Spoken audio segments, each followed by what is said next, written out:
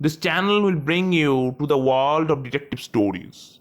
Please like, subscribe, and comment if you like our videos. The Royal Bengal Mystery by Satyajit Ray. Chapter 1. Old Man Hollow, Pace to Follow, People's Tree, Half 10, Half Again, Century, Rising Sun, Whence It's Done, Can't You See? Between Hands, Below Them Stands, Yours, It Be. Feluda said to me, when you write about our adventures in the forest, you must start with this puzzle. Why? We didn't get to know of the puzzle until we actually got there. I know, but this is just a technique to tickle the fancy of the reader. I wasn't happy with the answer. Feluda realized it. So a couple of minutes later he added, anyone who reads that puzzle at the outset will get the chance to use his own intelligence, you see. So I agreed to start my story with it. I should, however, point out at once that it's no use trying to work out what it means. It's not easy at all. In fact, it took even Feluda quite a long time to discover its meaning. Although when he eventually explained it to me, it seemed simple enough. In talking about our past experiences, I have so far used real names and real places. This time, I have been specifically asked not to do so. I had to turn to Feluda for advice on fictitious name I might use. You can mention the place was near the border of the Bhutan. There's no harm in that, Feluda said. But you can change its name to Laxman Bari. The chief character might be called Mr. Sinha Roy. Many old Zamindar families used to have that name. In fact, some of them originally came from Rajputana. They came to Bengal and joined the army of Todarmal to fight the Pathans. Then they simply stayed on, and their descendants became Bengalis. I am doing what Feluda told me to do. The names of the place and people are fictitious, but not their events. I shall try to relate everything exactly as I saw or heard it. The story began in Calcutta. It was Sunday, 27th May. The time was 9:30 a.m. My summer holidays had just started. Of late, the maximum temperature had hit 100 degrees Fahrenheit. So I was keeping myself indoors, pasting stamps from Bhutan into my stamp album. Feluda had recently finished solving a murder case, catching the culprit by using a common pin as a clue, which had made him quite famous. He had also been paid a fat fee. At this moment, he was resting at home, stretched out on a divan, reading Thora Had the House, Aku Aku. A minute later, Jatayu turned up. Lalmohan Ganguly, alias Jatayu, the writer of immensely popular crime thriller, had started visiting us at least twice a month. The popularity of his novels meant that he was pretty well off. As a matter of fact, he was once rather proud of his writing prowess. But when Feluda pointed out dozens of factual errors in his book, Lalmohan Babu began to look upon him with mixed respect and admiration. Now he got his manuscripts corrected by Feluda before passing them on to his publisher. Today, however, he was not carrying a sheaf of paper under his arm, which clearly meant that there was a different reason for his visit. He sat down on a sofa, took out a green face towel from his pocket, wiped his face with it, and said, without looking at Feluda, would you like to see a forest, Felubabu? Feluda raised himself a little, leaning on his elbow. What is your definition of a forest? The same as yours, Felubabu. Cluster of trees, dense foliage, that sort of thing. In West Bengal? Yes, sir. Where? I can't think of any place other than the Sundarbans or Terai. Everything else has been wiped clean. Have you heard of Mahito Sinha Roy? The question was accompanied by a rather smug smile. I had heard of him too. He was a well-known shikari and a writer. Feluda had one of his books. I hadn't read it, but Feluda had told me it was most interesting. Doesn't he live in Orissa? Or is it Assam? Feluda asked. No, sir, Lanovo replied, taking out an envelope from his pocket with a flourish. He lives in Dodar forest near the border of Bhutan. I dedicated my latest book on him. We have exchanged letters. Oh, you mean you dedicated your books even to the living? Perhaps I have to explain here the business of Lahamun Babu's dedications. Nearly all of them are made of famous people who are now dead. The Antarctic Anthropophagy was dedicated to the memory of Robert Scott. The Gorilla's Grapes said in the memory of David Livingstone. And the Atomic Demon, which Feluda said was the most nonsensical stuff he had ever written, had been dedicated to Einstein. Then, when he wrote the Himalayan Hemlock, he dedicated it to the memory of Sir Edmund Hillary. Feluda was furious at this. Why, Lalmohan Babu, why did you have to kill a man who is very much alive? What? Hillary is alive? Lalmohan Babu asked, looking both apologetic and embarrassed. I didn't know. I mean, he hasn't been in the news for a so long time, and he doesn't go about climbing mountains, doesn't he? So I thought perhaps he had slipped, and well, you know. His voice trailed away. The mistake was rectified when the second edition of the book came out. Maithusina Roy might be a well-known shikari, but was he really as famous as all these other people? Why was the last book dedicated to him? Well, you see, Lalmohan Babu explained.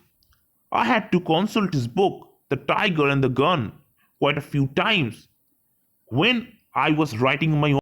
In fact, he added with a smile, I used a whole episode, so I felt I had to please him in some way. Did you succeed? Lalmohan Babu took out the letter from his envelope. Yeah, he shouldn't send an invitation otherwise, would he? Well, he may have invited you, but surely he didn't include me. Lalmohan Babu looked faintly annoyed. Look, Feluda, I said, frowning. I know you would never go anywhere unless you were invited. You are well known yourself, and you have your prestige. I am well aware of that. What happened was that I told him that the book had seen 4 editions in 4 months, and I had also told him only a hint, that is, that I knew you. So he sent me this letter. Read it yourself. We have both been invited. The last few lines of Mahito Sinha Roy's letter said, I believe your friend Pradas Meter is a very clever detective. If you can bring him with you, he might be able to help me out in a certain manner. Please let me know if he agrees to come. Feluda stared at the letter for a few moments.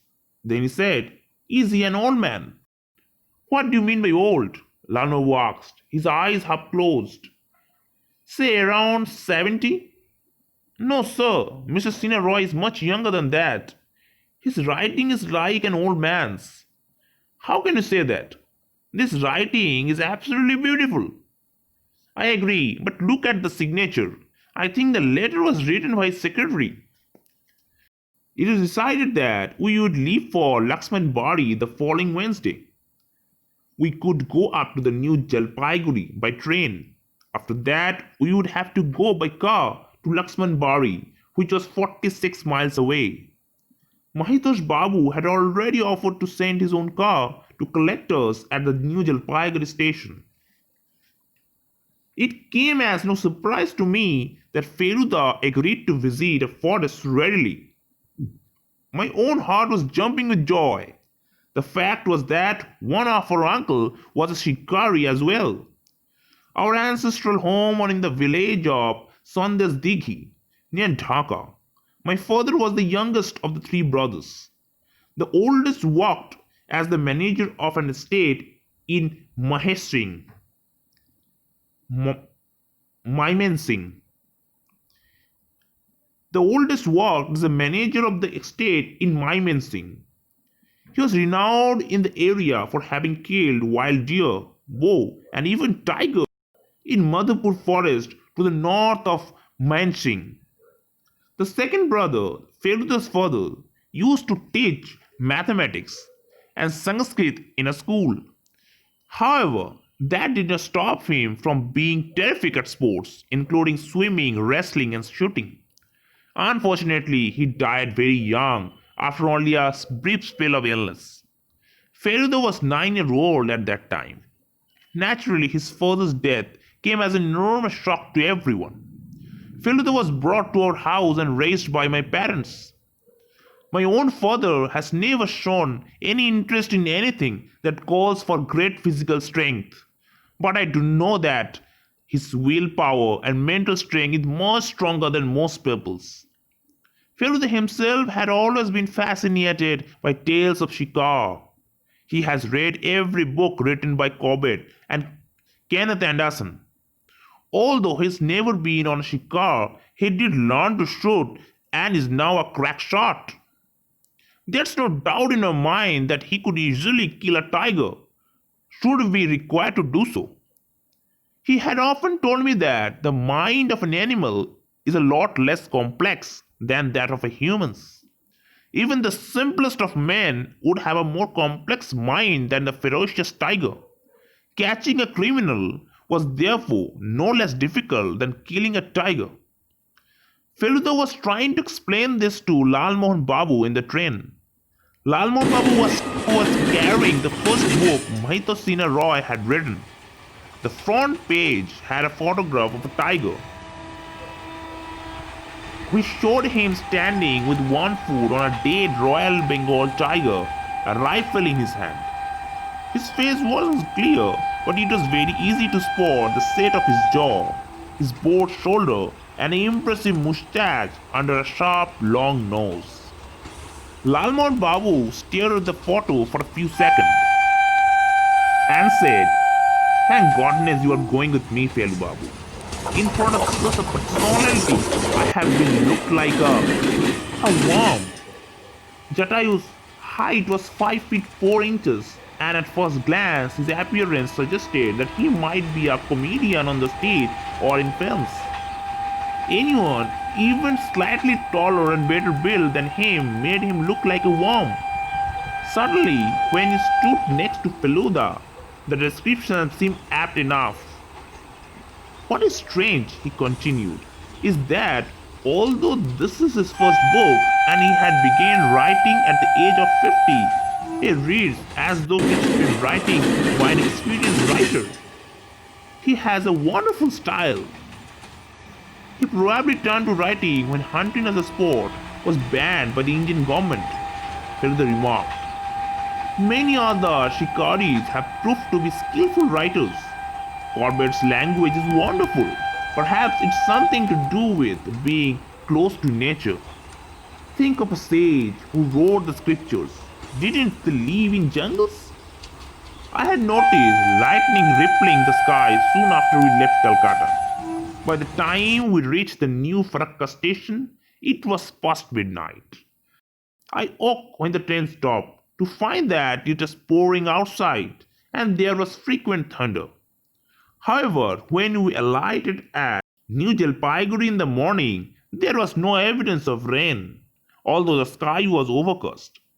The man who had been sent to meet us turned out to be Mahito's Babu's secretary, Torit Sengupta. He was under 30, thin, fair, wore glasses with thick black frames, and his hair was disheveled. He greeted us politely, but without any excessive show of warmth. I told myself hurriedly that it might not necessarily mean he was displeased to see us. Feluda has warned me often enough not to jump to conclusions or judge people simply by their outward behavior. But Mr. Sengupta was clearly an intelligent man, for he didn't have to be told who among us was Lalmohan Ganguly and who was Pradas Mitter. We strolled for 10 minutes to have toast and omelets. Then we climbed into the jeep waiting outside. Our luggage consists of only two suitcases and a shoulder bag. There was plenty of room in the jeep to sit comfortably. Mr. Sinha Roy sent his apologies for not being able to receive you himself, Mr. Sengupta said before we started. His brother has not been keeping well, so he had to stay home because the doctor was expected. This was news to us. None of us knew Mahitosh Babu had a brother. I hope it's nothing serious, Feluda asked. I could tell he wasn't happy about staying in a house where someone was ill. Our visit might well turn into an imposition on our host. No, no, Mrs. Sengupta replied. Debutush Babu, that's his brother, doesn't have a physical problem.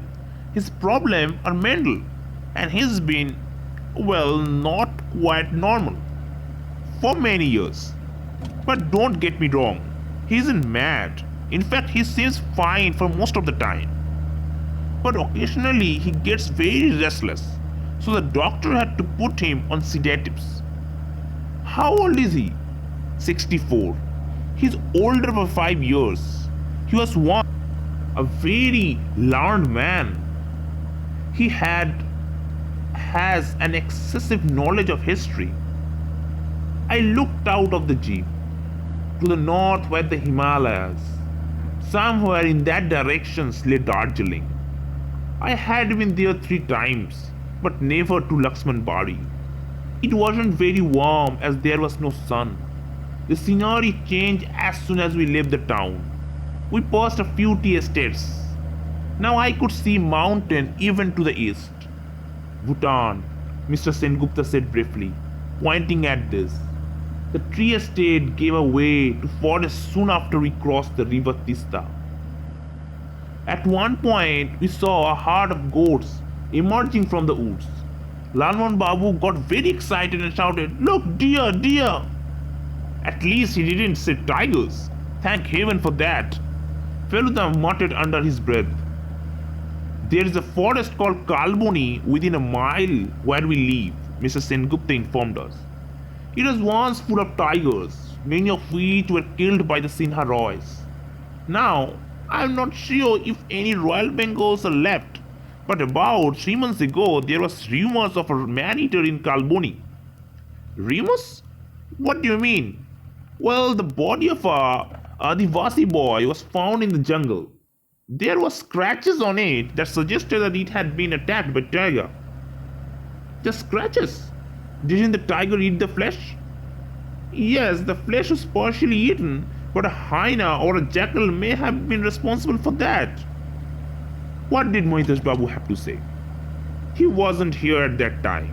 He had gone to visit his tea estate, Hasimara.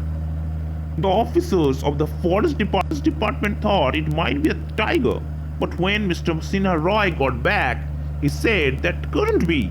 A lot has been done in these few months to find that tiger, without any success whatsoever. I see. No one else was attacked after that one incident? No. The very mention of a man-eater gave me goosebumps.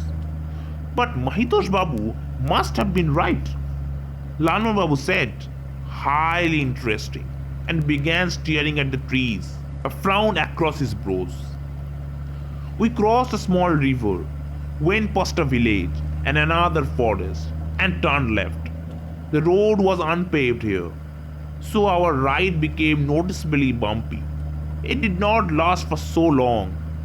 However, it does not last for very long, however. Only 5 minutes later, I saw the top of a building, towering over the trees. The rest of it came into view in a few moments. The trees thinned out to reveal a large mansion that stood behind tall iron gates. Once it must have been white, but now there was black marks all over the wall, making the whole house looked as if it has been attacked and left badly bruised. Only the window panel glowed with color. Not a single one of the colors of a rainbow was missing. The gates were open. Our jeep passed through them and stopped at the portico. I noticed a marble slab on the gate that said Sinha Roy Palace.